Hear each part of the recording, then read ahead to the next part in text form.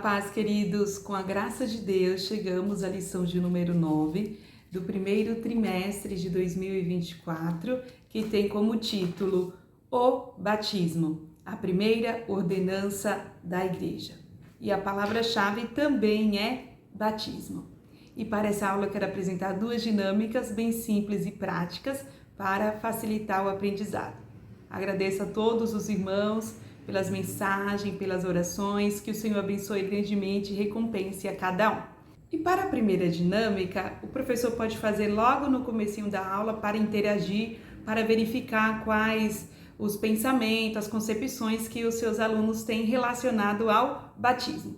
Aí o professor pode chegar falando assim, olha, eu vou passar aqui algumas perguntas para vocês podem ir respondendo. O professor dá alguns minutinhos para eles responderem, pode ser em dupla, pode ser em grupo, ou o professor pode ir perguntando e verificando as respostas dos alunos. São 3 perguntas apenas. O professor vai perguntar, eu vou deixar aqui. Primeira pergunta, o professor vai perguntar o que é o batismo. Segunda pergunta, o professor vai perguntar a relação entre o batismo e a igreja organismo e a igreja organização. Porque ao responder essa pergunta vai trazer todo o entendimento do conceito de batismo.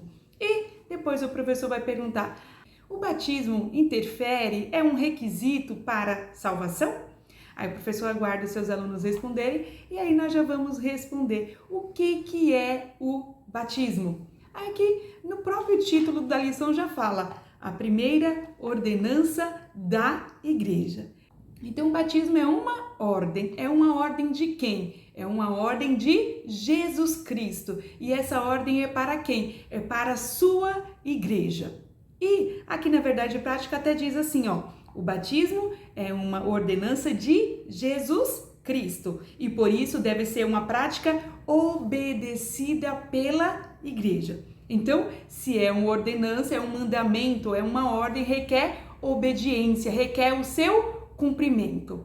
E aqui, na segunda pergunta, e nós estamos falando que é uma ordem para a igreja, e nós já estudamos que a igreja é o organismo vivo, que é a questão espiritual, é a união dos salvos, do lavado e remito pelo sangue do Senhor. Só que todo organismo vivo requer uma organização, e aí nós temos toda uma estrutura, nós temos a liderança na igreja do Senhor. Então, como relacionar aqui o batismo com a igreja organismo e a igreja organização? Aí o professor vai falar assim, olha, o batismo é um ato de fé daquele que aceitou a Jesus Cristo, que reconheceu Jesus Cristo como seu Salvador, que decidiu confessar os seus pecados e entregar a sua vida a Jesus. Aqui opera o novo nascimento, aqui opera a vestimenta da salvação. Então, o batismo é um ato de fé daqueles que nasceram, que creram, que confessaram Jesus Cristo como seu Salvador.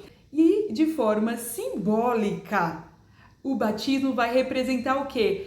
Vai representar na igreja organização o quê? Um ato público, é uma declaração pública de fé, é uma declaração pública daquele que faz parte do organismo vivo do Senhor e quer declarar publicamente através aqui, ó, através da igreja, organização, quer declarar publicamente a sua fé para todos, quer demonstrar que abraçou o evangelho. É um ato público, é um ato solene, é um requisito da igreja. Jesus Cristo, ele cumpriu essa ordenança. Então, é um ato de fé que simboliza a morte para este mundo e a ressurreição para Cristo. E como que eu faço essa simbologia através da igreja organização? Então, na igreja organização vai ter toda a determinação que deve ser pautado na palavra do Senhor.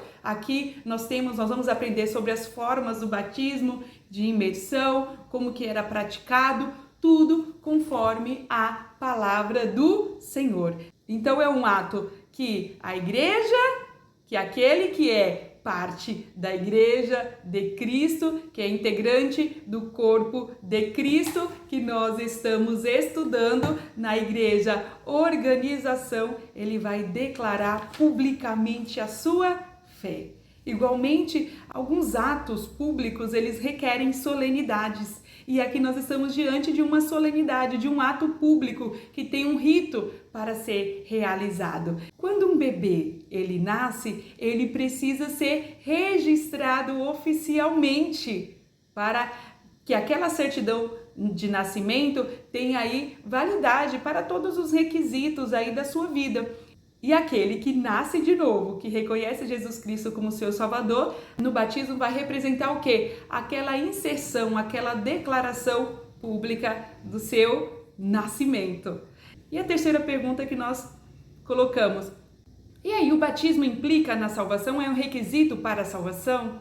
E a resposta nós temos lá em Marcos 16, que fala: aquele que crê e for batizado será salvo. Mas em continuidade fala o quê? E aquele que não crê será condenado. Não teve acrescido aquele que não crer e não for batizado. Por quê? Porque a salvação do ser humano depende única e exclusivamente de Jesus Cristo. Ele nos resgatou, Ele morreu por nós. Então, a salvação é mediante a fé. Aquele que crê, que confessa e reconhece Jesus Cristo como o único e suficiente Salvador da sua alma, ele vive em novidade de vida. Ele recebe a vestimenta da sua salvação. E o batismo não salva. O batismo é uma ordenança que deve ser cumprida pela igreja e até mesmo a pessoa que aceita Jesus em um último momento de vida, por exemplo, ele não terá a oportunidade de passar pelo batismo, mas como uma prática, como uma ordem que foi determinada pela igreja e o próprio Jesus Cristo cumpriu, deve ser observado. Aí o professor pode levar essa imagem também e pode fazer uma recapitulação com seus alunos através dessa imagem. Aí aqui está escrito batismo e igreja. Então o que é o batismo? É uma ordenança de Jesus Cristo para a sua igreja e essa ordenança deve ser obedecida porque é mediante um ato de fé que simboliza a morte para o mundo e a ressurreição para Cristo, para o Evangelho, para boas novas, uma nova vida, uma nova criatura, e é um ato público que nós fazemos, que nós professamos e que nós declaramos esse novo nascimento que já existiu. E passando essa introdução, nós podemos ir para a segunda dinâmica, que é exatamente sobre isso. O que o professor vai precisar para essa dinâmica? O professor vai precisar de um envelope e o professor vai precisar da imagem de 2 corações. Coração sujo, que vai representar o pecador, aquele que ainda não conhece a Jesus Cristo, e depois um coração aqui, ó, branquinho, que vai representar um coração transformado, daqueles que nasceram de novo. E como que o professor vai fazer essa dinâmica? O professor vai utilizar nessa dinâmica o texto áureo e nós vamos falar do nosso novo nascimento. Olha, o texto áureo diz assim, ó: portanto, ide, ensinai todas as nações, batizando-as em nome do Pai, do Filho e do Espírito Santo. Então aqui nós já temos até a forma do batismo, que é trinitária, né? Nós temos a presença de toda a Trindade. E aqui o professor vai fazer o quê? O professor vai colocar aqui nesse envelope como remetente Jesus Cristo. Porque nós somos cartas vivas. Aí o professor pode ler com seus alunos também, lá em 2 Coríntios 3:3, que fala que nós somos cartas vivas.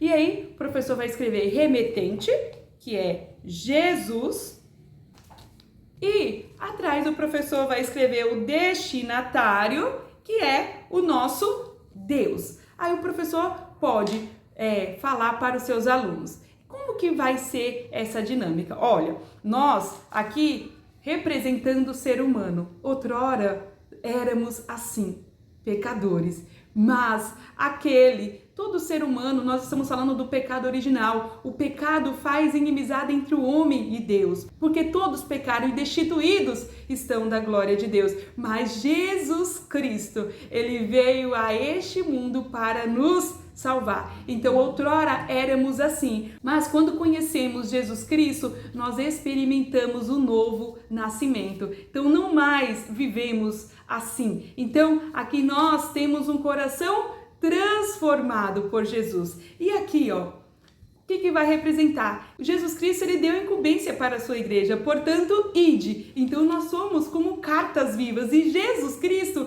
é Ele quem nos enviou, é Ele que deixou o ide, é Ele que deixou o mandamento. Então, Jesus Cristo, ele determinou para irmos e nós somos carta, nós representamos. Então, aqui vai representar simbolicamente o que? Jesus Cristo. Por que ele é o remetente? Porque ele nos resgatou, ele nos salvou, foi ele que veio, foi ele que nos reconciliou com o Pai. Então, o destinatário é o nosso Deus e nós somos essa carta viva. E aqui, ó, representando o quê? Nós, publicamente. Por quê? Ninguém escreve uma carta para si mesmo. Se a pessoa quiser escrever algo para si, vai escrever um diário, uma agenda, vai fazer algumas anotações. Mas cartas são escritas para o mundo. Então, aqui, ó, nós. Por que nós?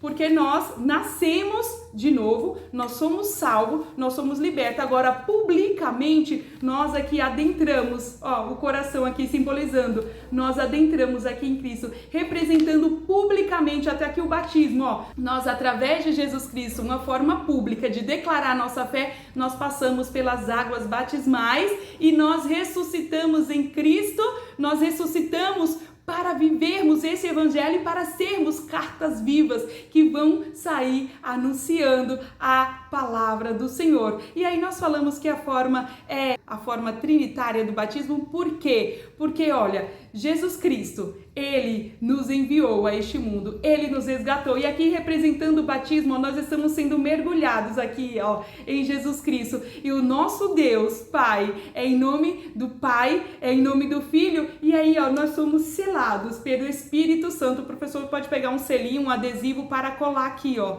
Então, nós somos selados. E a partir deste momento, nós temos a incumbência de ir anunciar, de ir proclamar e de trazer novas pessoas para quê? Para se achegar a Jesus Cristo também, para experimentar o novo nascimento e para depois também experimentar o batismo, que é essa simbologia, que é essa ordenança da igreja do Senhor. Então, outrora éramos pecadores, mas confessamos e reconhecemos a Jesus Cristo como nosso Salvador e somos libertos. E sendo libertos, temos uma ordem do Senhor e nós somos essa carta, nós somos os missionários, nós temos o ID, a grande comissão do Senhor, que a carta ela tem um destinatário. E esse destinatário é todos, porque lá em João 3,16 fala: porque Deus amou o mundo de tal maneira que deu seu Filho unigênito,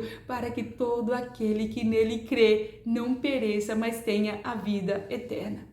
Então, o batismo é isso, é uma ordenança do Senhor. Não quer dizer que o batismo salva, mas como um mandamento do Senhor, a igreja tem que cumprir essa prática e demonstrar publicamente esse ato de fé, que ama Jesus Cristo, que quer deixar as coisas deste mundo e viver tão somente para Cristo. Então, essas são as duas dinâmicas, espero que os professores utilizem e que seja sempre para a honra e glória do nome do Senhor.